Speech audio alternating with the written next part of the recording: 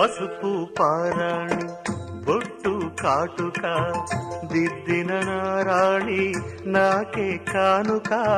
మమతే మంత్రముగా మనసే సాక్షిగా మాటే మనుగడగా మనమే పాటగా. సాగాలి జీవితము చెప్పాలి స్వాగతము నిండు నూరేళ్ల మనుగా. రాగాల శృంగార